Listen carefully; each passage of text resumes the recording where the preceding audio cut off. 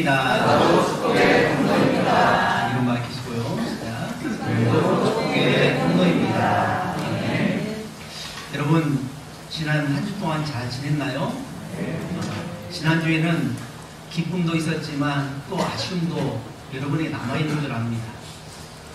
사랑하는 가족들이 오래간만에 찾아와서 한 상에 앉아서 식사도 하고 이런 이야기 저런 이야기 그런 이야기 들려주다가 이게 다 각자의 처소로 돌아가는 다음에 서운한 마음이 있었을 텐데, 아마 지난주에 가장 적게 예배당에 나와서 예배를 드린 것 같습니다. 아마 자녀들과 함께 오랜만에 만나서 그렇게 지내다 보니 예배 시간보다도 아마 지내는 그런 모습도 있었던 것 같은데, 지난주에 부모가 자식이 안 보이면 참 마음이 짠하다, 좀 마음이 안 좋다 하는 마음들을 제가 느껴봤습니다. 아, 부모님의 마음이 이렇겠구나. 자녀가 보이지 않으면 참 그 아쉬운, 서운한 그 마음이 있구나라고 하는 것을 간접적으로 이렇게 깨닫게 되었습니다. 그러면서 오늘 우리의 신앙이 어떤 신앙이 되어야 할 것인가? 우리가 오늘 1월 마지막 주를 보내는데 2023년이 시작된 지 벌써 한 달이 이제 지나갑니다. 아마 1월 1일 날 나름대로 계획한 것들이 있을 것입니다. 학생은 학생 나름대로, 또 직장인과 사업장에서 일하신 분들은 그 나름대로 계획을 세울 것이고, 또 농사를 눈앞에 두고 있는 우리 농사를 짓는 분들은 거기에 대한 계획을 세웠을 것입니다. 그렇지만 이 모든 계획들은 내가 원하는 대로 되는 것이 아니라 하나님께서 기회를 주시면, 하나님 은혜 주시면 이루어질 수 있다는 것을 우리는 알게 됩니다. 또 1월달을 맞이해서 많은 사람들이 저 세상으로 떠났다는 그런 이야기를 많이 듣습니다. 제 친구의 부모님도 세상을 떠나서 가보고 싶었지만 교회 일정하고 겹쳐서 가보지 못했는데, 이렇게 오늘날 갑자기 세상을 떠나고 우리와 함께 있었던 성도들이 오늘날 내 곁에 있지 않는 그런 모습을 보면서 마태복음 25장 1절에서 13절 말씀을 통해서 깨어있는 신앙인이라는 제목을 가지고 여러분과 은혜를 나누기 원합니다. 2000년 전 예수님께서 유대인의 결혼 예식, 즉 신랑을 기다리는 10명의 처녀의 비유를 통해서 천국에 들어갈 사람과 들어가지 못할 사람의 특징을 교훈하고 있습니다. 당시에 유대인의 결혼 예식은 3단계로 나누어졌습니다. 첫 번째 단계는 혼인 계약으로 신랑이 신부의 아버지에게 결혼 지참금을 지불해 줌으로 말미암아 계약이 성사되었습니다. 두 번째 단계는 약혼 기간으로 약혼식에서 서약과 선물을 교환하면서 시작이 되었습니다. 약혼 기간은 1년 동안 지속되고 있는데, 이 기간 동안 신랑은 신부와 함께 살 집을 마련했습니다. 세 번째 단계는 약혼 기간이 끝난 후에 열리는 혼인잔치인데, 바로 오늘 본문에 등장하는 비유가 결혼 예식의 마지막 단계인 혼인잔치의 이것입니다. 신랑은 자기 집에 성대한 잔치를 준비해 놓고 신부를 데리러 신부 집으로 찾아갑니다. 과거 우리나라에 있었던 함사세요라고 했던 그런 문화가 있습니다. 그래서 신랑의 친구들과 신랑이 함을 메고 이제 신부 집으로 찾아가는 거죠. 그래서 함사세요라고 하는데, 근데 이 신랑과 친구들이 금방 오면 좋을 텐데 어떤 때는 시간이 참 오래 기다려도 오지 않는 경우가 있습니다. 그러면 기다린 사람은 참 애탑니다. 그리고 와서도 금방 들어가면 좋을 텐데 이리 핑계대고 저리 핑계대고 왔다가 또 다시 돌아가고 또는 주저앉기도 하고, 그래서 함을 사러 함사제하고 전해주면 좋을 텐데 안 들어오고 있으면 얼마나 애타는지 모릅니다. 그런 문화를 생각해 본다면 아마 이 내용들을 좀 이해가 될 것 같습니다. 이때 신부의 들러리, 즉 오늘 비유에 등장하는 10명의 처녀들은 먼 거리까지 나가서 신랑을 마주하고 그를 신부의 집으로 바래다주는 역할을 감당했습니다. 그리고 신랑과 신부 두 사람이 살아갈 새 집으로 가는 행렬에 함께 참석을 했다고 합니다. 예식은 보통 저녁에 이루어졌기 때문에 신부의 들러리들은 등을 환하게 밝혀야 했던 것입니다. 신랑이 멀리서 올 때는 그가 도착할 정확한 시간을 알 수가 없습니다. 신랑을 기다리는 일이 예상보다 길어지는 경우가 많았습니다. 이 때문에 신부의 들러리들은 항상 여분의 기름을 넣은 기름을 가지고 다녔다고 합니다. 오늘 본문에 눈여겨볼 점은 혼인잔치가 시작된 그 시점입니다. 언제 시작되었느냐 그 시점인데, 어떤 문화에서도 한밤중에 혼인 예식을 하는 경우는 드뭅니다. 그런데 잔치를 하기에는 너무나도 늦은 시간이 오늘 본문에 등장하고 있습니다. 그러나 예수님께서 제자들을 교훈하기 위해서 말씀하신 기후에 등장하는 신랑은 밤늦은 시간에도 불구하고 혼인잔치를 추진하고 있다는 것에 우리는 주목해야 합니다. 잔치를 더 이상 미루지 않은 것입니다. 그는 동네 사람 대부분이 잠이 들어서 잠을 청한다 해도 신부의 들러리들은 등을 밝히며 기다릴 정도로 성의를 보여줄 것이라고 생각했던 것 같습니다. 그러나 10명의 처녀 중 5은 슬기로웠고 5명은 어리석었다는 것에 우리는 말씀에 집중해야 됩니다. 신부의 친구들 중 5명은 슬기로웠습니다. 그들은 만약을 대비해서 여분의 기름통에 기름을 준비했고, 반면 나머지 5명은 미련했다는 것입니다. 그들은 예상보다 등불을 더 오래 밝혀야 할 만약의 상황을 대비해서 여분의 기름을 준비하지 않았다는 것입니다. 그저 지금 켜고 있는 그 등불이 환하게 켜 있으니까 되겠지라고, 곧 오겠지라고 생각하면서 그냥 기다리고 있었던 것입니다. 10명의 처녀들 모두는 신랑이 오리란 사실을 알고 있었습니다. 바로 그 시간을 위해서 신부의 집에 모여 있었던 것이죠. 그녀들이 해야 할 일은 깨어서 신랑을 기다리는 일입니다. 그러나 신랑이 더디 오자 처녀들은 모두 잠이 들어버렸습니다. 예상치 못한 시간에 혼인 잔치를 해야 할 상황이 되어버렸습니다. 처녀들이 잠든 사이에 등불은 꺼져갑니다. 등에 불을 붙이려고 하면 기름이 필요합니다. 낡고 까맣게 타버린 천조각을 벗기고 새 기름에 적셔야만 합니다. 이 시간에 이르러야 미련한 처녀들은 자신들이 공경에 처했다는 것을 압니다. 그들에게는 여분의 기름이 없었던 것입니다. 기름이 없이는 예식에 참여할 수 없었습니다. 당시에 신부의 들러리들은 등불을 밝히지 않는 그런 사람은 불청객으로 여겨졌기 때문에, 그렇게 취급받았기 때문에 결혼 행렬은 물론이요 잔치에 참여할 수도 없었습니다. 결국 충분한 기름을 준비하지 않았던 미련한 5 처녀는 자신이 참여해야 할 그 잔치에 제외되고 말았다는 것입니다. 오늘 본문의 신랑을 맞으러 나간 10 처녀는 마지막 재림 예수를 신랑으로 맞아 결혼을 하는 그 모습은 바로 예수님께서 제자들에게 알아듣기 쉽게 그 당시의 풍습에 대해서 알고 있는 제자들에게 쉽게 비유를 통해서 말씀하신 그런 내용입니다. 그러면 오늘 본문을 통해서 우리가 깨달아야 할 것은 무엇일까? 저는 2가지를 말씀드리기 원합니다. 첫 번째로는 궁일의 하나님을 발견할 수 있다는 것입니다. 두 번째로는 깨어있는 신앙을 해야 함을 발견하게 됩니다. 첫 번째, 궁일의 하나님을 발견할 수 있습니다. 오늘 본문 말씀을 통해서 어떻게 궁일의 하나님을 발견할 수 있느냐라고 하면 의아하게 생각하는 분이 있습니다. 보통 기름을 준비해야 되고 또 뭘 준비해야 되는 식으로 설교를 했던 반면에 오늘 본문은 하나님의 입장에서 하나님의 시각으로 말씀을 전하고자 합니다. 그동안 우리가 우리의 시각으로 보았습니다.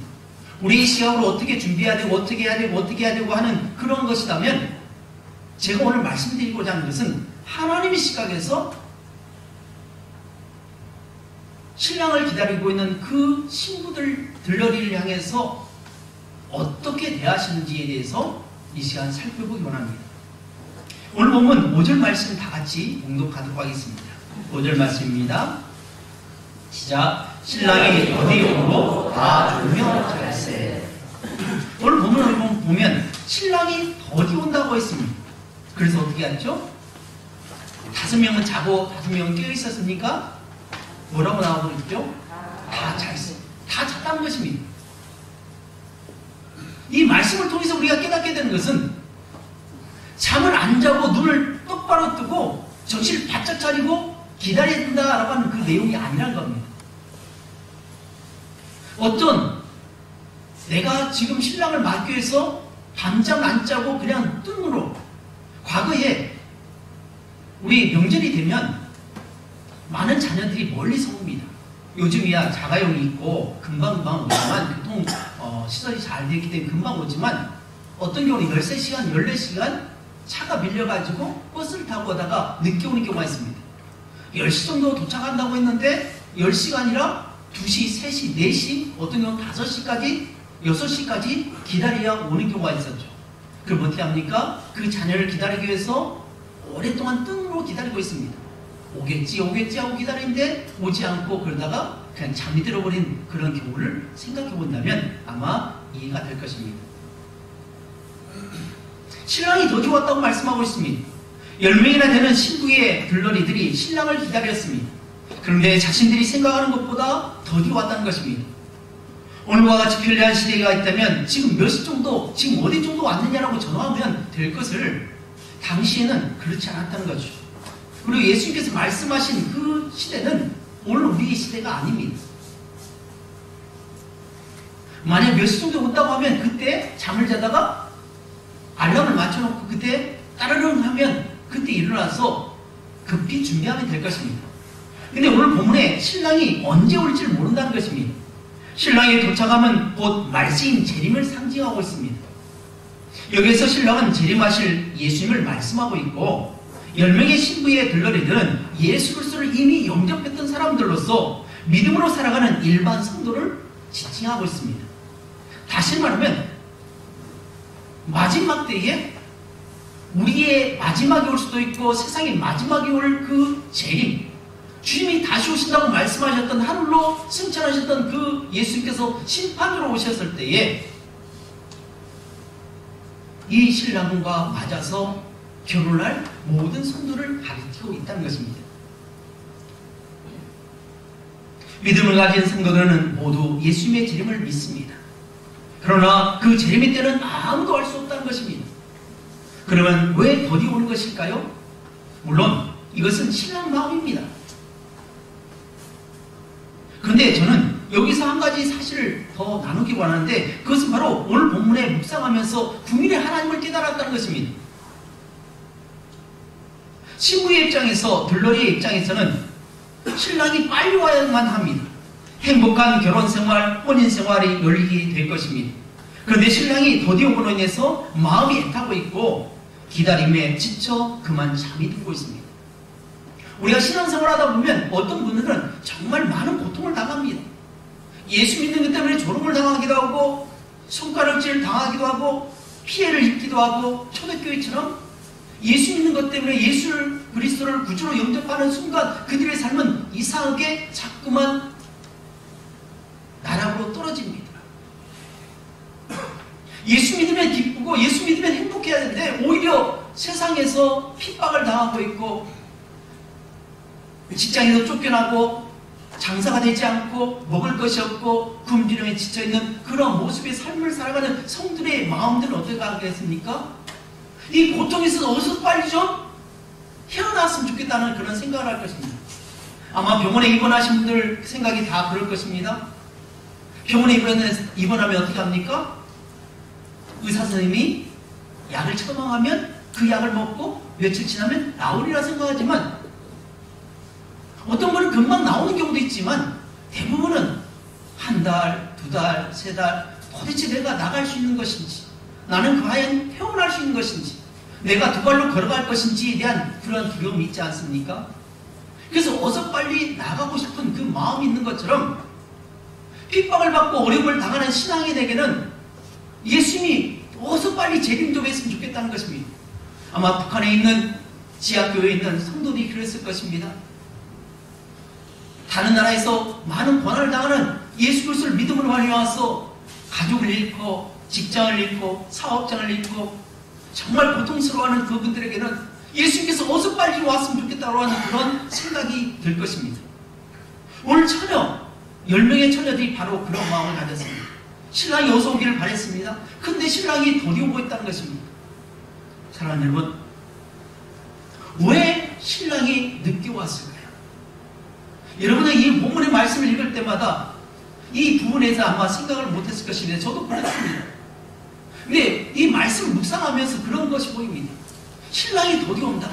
왜 더디 올까라고 하는 것에 대해서 생각해 보니 그것은 바로 기름을 준비했던 5명의 처녀들에 비해서 기름을 전혀 준비하지 않고 여분의 기름을 준비하지 않는 그들에 대해서 신랑이 배려하는 모습을 발견할 수 있었습니다. 이 기름이 믿음일 수 있습니다. 성령 충만할 수 있습니다. 또 봉사일 수 있고 헌신일 수 있습니다. 이 미련한 어리석은 이 5명의 처녀들은 곧 오겠지 하면서 지금 당장 곧 떨어져 버릴, 곧 꺼져 버릴 그 등불만을 붙들고 있다는 것입니다. 만약에 그들에게 여분의 기름이 없었다는 것을 알았다면 그들은 빨리라도 한시라도 급히 가서 기름을 준비해야만 했을 것입니다. 신랑이 더디오므로 있어 그들은 준비할 수 있는 충분한 시간이 있었음에도 불구하고 그들은 괜찮겠지? 내일이 오겠지? 모레가 오겠지?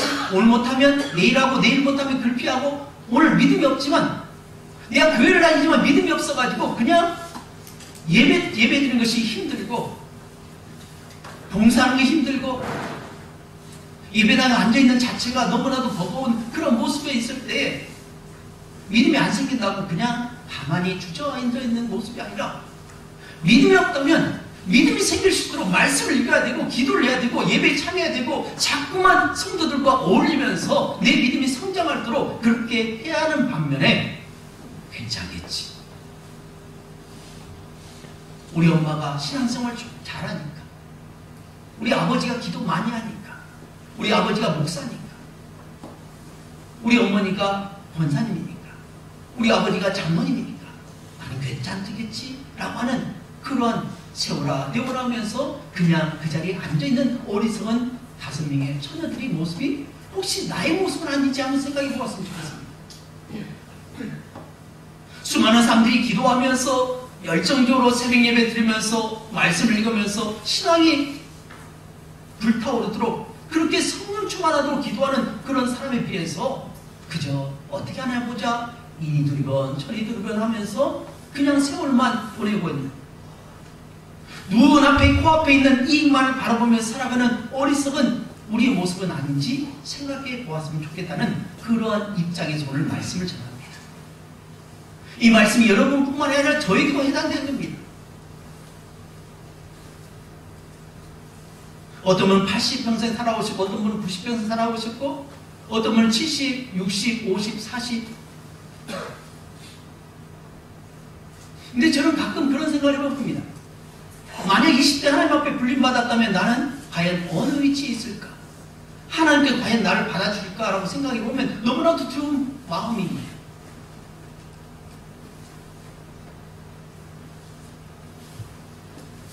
근데 하나님께서 감사하게도 목사의 자리까지 세워주시고 목사로서 매일 말씀을 읽기 때문에 성도에게 영의 양식을 가르치지 하기 때문에 깨어있지 않으면 도저히 말씀을 전할 수 없는 그 자리에 있기 때문에 그래도 다른 성도들보다는 말씀을 가까이 하고 깨어있으려고 노력하는 그 자리에 세워주니까 그나마 깨어있을 수 있으니까 얼마나 감사한지. 그래서 저는 목사로 산다는 것이 너무나 행복합니다. 물론 여러분께서 잘해주니까 행복하지만 그 무엇보다도 감사한 것이 신앙 안에 있을 수밖에 없는 환경이 있습니다. 말씀을 가까이 할 수밖에 없고 말씀을 읽어야 할 수밖에 없고 성도를 위해서 기도할 수밖에 없고 예배를 위해서 계속 깨어있지 않으면 제가 살아갈 수 없는 그런 환경 속에 처해 있기 때문에 오늘 그래서 어떤 분들은 목사로 살아간다는 것이 참 힘들 텐데 어떻게 살아갑니까? 라고 하는 그 말씀을 합니다. 근데 저는 행복합니다. 그래도 목사이기 때문에 말씀을 읽을 수 있는 그런 기회가 있다는 겁니다. 하나님께서 오늘도 눈을 뜰 수 있도록 해준 것에 대해 감사하고 있습니다. 옆에 있는 분을 한번 보십시오. 옆에 살아있는지 숨을 쉬고 있는지. 옆 사람은 살짝 터치해보세요. 살아있어? 한번 해보세요. 이럴 때 나이 많으신 분들 살아있어 한번 말하는 거죠. 한번 해보세요. 살아있어? 살아있죠. 살아있지만 이 살아있음이 언제까지 있을지 모른다는 겁니다. 오늘 어리석은 5명의 처녀들이, 그 처녀들은 누구일지 모릅니다. 또 슬기로운 처녀가 누구일지를 잘 모릅니다. 10명의 처녀라고 하는 것은 보편적으로 하는 그러한 대상으로 말씀하고 있는 거죠. 과연 나는 슬기로운 처녀인 것처럼 생각하지만 아니 어리석은 처녀일 수도 있고, 분명히 기름을 준비할 수 있는 시간이 충분함에도 불구하고 그냥 신랑만 주구장창 기다리고 있는, 어서 빨리 하나님 나라에 가고 싶다는 그 생각만 하지, 하나님 앞에 갔을 때에 과연 나는 하나님 앞에 어떤 그러한 하나님의 판단에 맡길 것인지. 저는 과거에 그런 꿈을 참 많이 꿨습니다. 아마 믿음이 부족해서 아마 그런 것 같던데, 꿈을 꿨는데 갑자기 어느 날 갑자기 하나님이 오셨습니다. 하나님 앞에 섰습니다. 그래서 쪽지를 줍니다.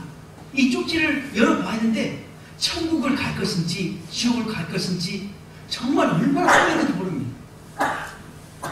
제발 제발. 그러면서 마지막 순간에 꿈속에서 막 회개기도 합니다. 하나님 잘못했습니다. 뭘 잘못했으면 막 회개합니다. 회개하다가 이걸 딱 이런 순간 천국. 그래서 얼마나 안심했는지. 또 어떤 날은 꿈을 꿨는데 어떤 쪽지를 받았는데 그만 제가 지옥에 가는 거. 그래서 얼마나 그렇게 땀을 흘리면서 잠을 자다가 눈을 딱 떴는데 살았구나. 기회가 있었구나. 그런 생각들을 하는 그런 꿈들을 참 많이 꿨던 그런 기억을 해봅니다. 이건 저의 마음만 되는 것이 아니라 우리 모두에게도 언제 어느 순간에 하나님 앞에 설지 모른다는 겁니다. 이 혼인잔치는 그냥 혼인잔치가 아니라 저 천국에서 이루어질 마지막 날 예수님께서 재림하실 때 지상에 있는 교회의 많은 성도들, 남성 성도, 여성 성도 다 앞에서 이들은 신부입니다. 그래서 하나님 앞에 갈 때 어떻게 하냐? 거룩한 신부로 서야 합니다. 그래서 요한계시록에는 날마다 예수 그리스도의 피로 세마포를 받는 거룩한 성도라고 그렇게 지칭하고 있습니다. 이 말은 날마다 우리의 죄를 회개하고 하나님 앞에 바로 서고자 하는 그러한 성도의 모습이라는 겁니다. 히브리서 9장 27절에 이렇게 말씀합니다. 한 번 죽는 것은 사람에게 정해진 것이요 그 외에는 심판이 있으니. 한 번 죽는 것은 모든 사람에게 정해졌다는 것입니다. 그런데 중요한 것은 그 뒤에 뭐가 있다고요? 심판이 있다는 것입니다. 이 심판에 대해서 예외가 된 사람은 아무도 없습니다. 그러나 예외된 사람이 있는데 그 사람은 바로 예수 그리스도를 구주로 영접하고 자기 죄를 회개하고 깨끗함으로 정산한, 죄를 정산해본 그 사람에게는 하나님께서 예외로 둔다는 겁니다. 비록 내가 죄를 지을 수 있습니다. 남을 미워할 수 있습니다. 나쁜 짓을 할 수 있습니다. 그러나 그 사람이 하나님 앞에 진심으로 통해 자복하고 회개하는 그 사람에게는 하나님께서 너는 죄를 지었지만 너는 죄인이지만 의인이다. 그래서 이 신칭이 죄인이지만 의인하고 친해졌기 때문에 하나님 나라에 들어가는 그런 축복을 얻을 수 있다는 겁니다. 그래서 사람들은 죽음을 두려워합니다. 연극이나 드라마나 영화 같은 데 보면 우리나라 영화하고 외국 영화하고도 다이점은 제가 생각하기에 외국에서는 총 맞으면 그냥 욱 하고 죽습니다. 근데 우리나라에서는 어떻게 합니까? 할 말 다 하고 죽습니다. 그러면서 그리고 할 말 다 하고 그다음에 팍 하고. 진짜 그럴까요? 그렇지 않다는 겁니다. 대사를 말해야 하기 때문에 거기서 죽는 사람의 상황에서 그 말이 중요하기 때문에 그 대사를 다 칠 수 있도록 그 기회를 주는 것이지 순식간에 가버립니다. 홀인이 떠납니다. 과연 우리가 그 입장이 된다면 어떻게 될까? 그렇기 때문에 신랑이 더 어려운다는 겁니다. 준비하라는 것입니다. 회개하라는 것입니다. 깨달으라는 것입니다.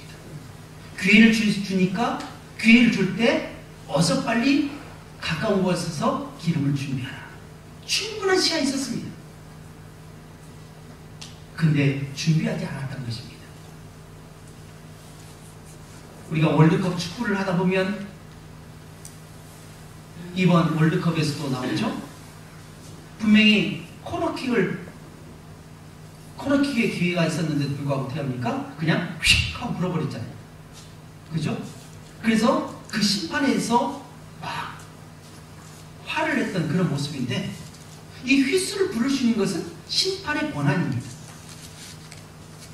90분의 축구 시간이 정해졌고 그 경기가 끝났다 할지라도 루즈타임 나머지 시간을 몇 분을 줄 것인지에 대해서는 그 심판의 재량에 달려 있습니다. 바로 이 시간의 재량, 이것이 바로 신랑 예수님께서 주시는 그런 은혜라는 겁니다. 국민이라는 겁니다. 기름을 준비했던 그 처녀들은 언제든지 오시면 됩니다.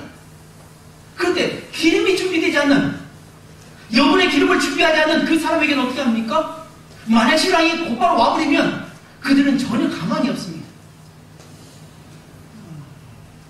오늘에게도 전혀 믿음이 준비되지 않고 믿음이 없어가지고 그냥 교회만 들락날락 하면서 나는 믿음이 있다라고 그렇게 자칭하지만, 그러나 믿음이 전혀 없는, 믿음이 없는 목사, 믿음이 없는 신학자, 믿음이 없는 장로님, 권사님, 집사님 너무 많습니다.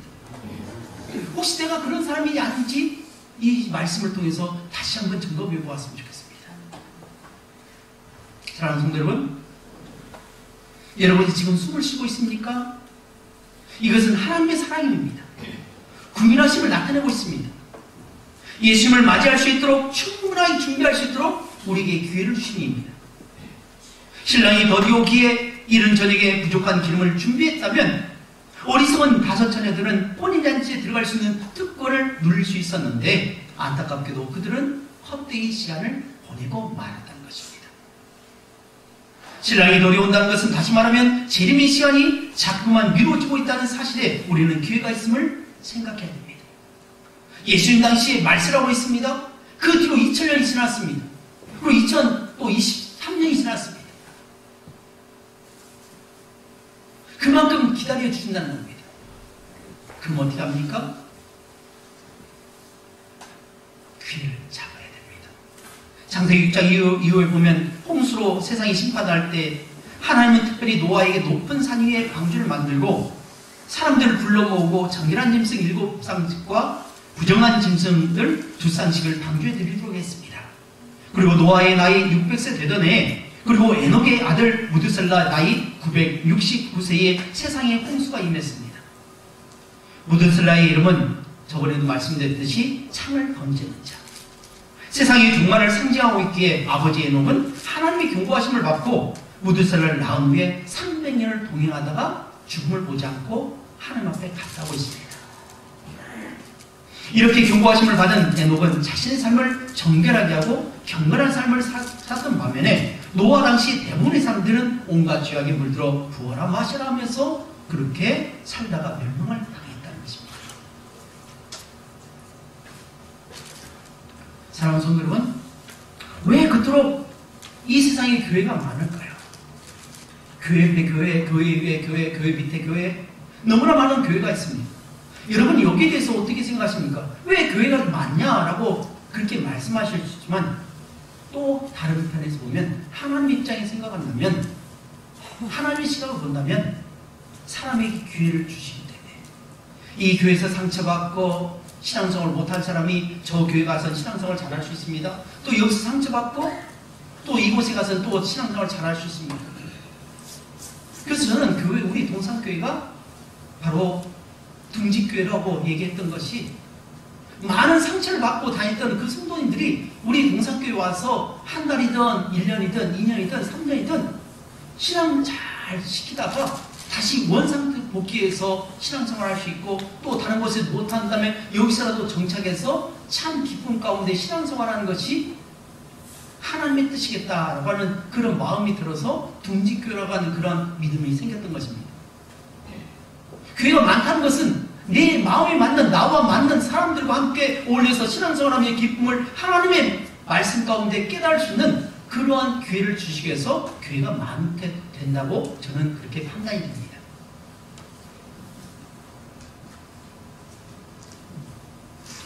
회개할 교회를 주셨지만 그 회개의 교회를 놓쳐버리고 회개하지 않는 그런 악한 모습의 인간의 모습, 혹시 우리 모습은 아닌지 다시 한번 생각해 보았으면 좋겠습니다. 두 번째로는 깨어있는 신앙을 해야 함을 발견하게 됩니다. 우리 다 같이 11절부터 13절까지 말씀을 함께 분석하겠습니다. 시작. 그 후에 남은 처녀들이 와서 이르되 주여 주여 우리에게 열어주소서. 대답하여 이르되 진실로 너희에게 이르노니 내가 너희를 알지 못하노라 하였느니라. 그런즉 깨어있으라. 너희는 그날과 그때를 알지 못하느니라. 아멘. 기름을 준비하지 않은 미련한 처녀들은 신랑이 온 후에야 기름을 사가지고 왔지만 이미 때는 늦었습니다.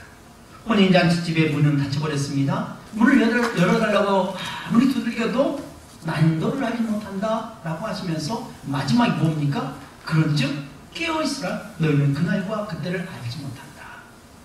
사랑하는 여러분, 어느 순간에 우리 인생의 종말, 역사의 종말이 찾아올지는 모릅니다. 그 시간표는 누구도 예측할 수 없습니다. 그래서 마태복음 24장 43절에 너희도 아는 바니 만일 집주인이 도둑이 어느 시각에 올 줄을 알았더라면 깨어있어 그 집을 뚫지 못하게 하였으리라 라고 했습니다. 예수님께서는 다시 오실 때 도둑처럼 임한다고 했습니다. 예수님의 재림은 어떠한 예고 없이 갑작스럽게 이루어진다는 것을 말씀해 줍니다. 오늘 본문의 13절에 그날과 그때를 알지 못하니 깨어있으라 라고 강조하고 있습니다.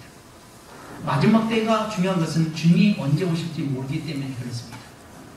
여기에 초점을 맞추면 영적인 본질을 놓치지 않고 마치 시한부 종말론자와 같이 그래서 그릇된 삶을 버리고 정결한 삶을 살아간다는 것입니다.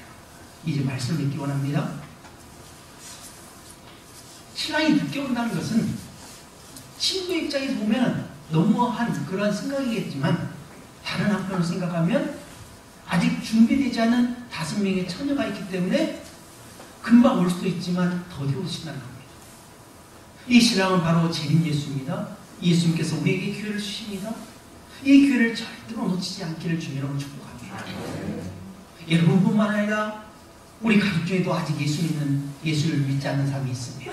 아직까지도 돌아오지 못한 사람이 있습니다. 그럼 어떻게 합니까? 나중에 돌아오겠지 하고 기다릴 것이 아니라 어떻게 합니까? 먼저 믿는, 이것을 깨닫고 있는 그 사람들이 기도해야 됩니다. 하나님, 내 가족을 구원하여 주옵소서. 이러다 갑자기 세상에 말세가 오면 내 자식은 어떻게 합니까? 내 부모는 어떻게 합니까? 내 형제는 어떻게 합니까? 우린 천국에서 행복하게 살아가는데 내 가족들은 영원한 불구덩이에 산다면 그것처럼 억울한 일이 없지 않습니까? 그래서 오늘 1월 마지막 주 깨어있는 신앙에 우리 동산교회가 정말 깨어있었으면 좋겠습니다.